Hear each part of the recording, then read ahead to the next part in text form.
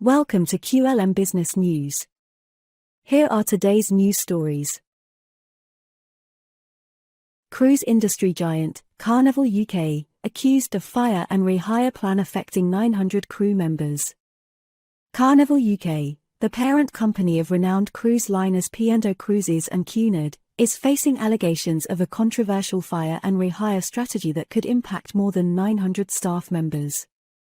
The company reportedly informed authorities about the plan shortly after commencing discussions with union representatives.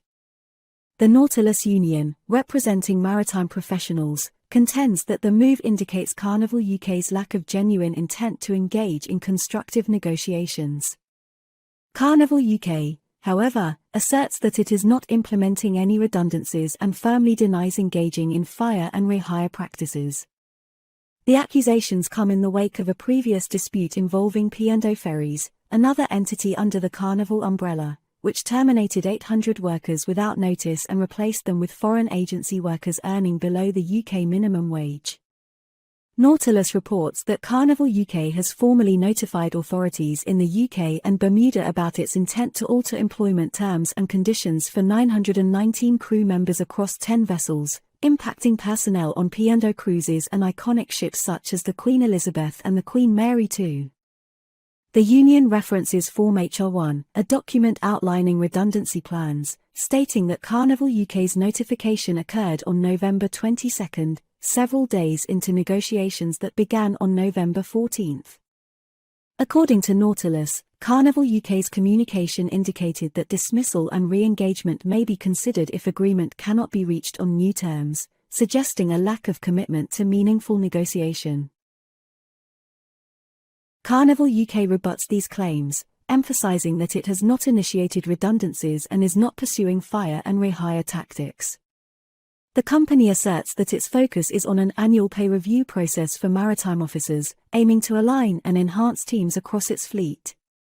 However, Nautilus argues that Carnival UK is essentially seeking a 20% reduction in working days, translating to a decrease from 243 to 200 days worked per year and a corresponding income drop. The changes are portrayed as non-negotiable, leading to discontent among members who feel the company is removing flexibility in work schedules. In response, Nautilus has called for Carnival UK to withdraw the fire and rehire threat and engage in genuine negotiations. Shadow Transport Secretary Louise Hay criticizes the recurrence of such employment disputes, urging the government to address flaws in employment laws.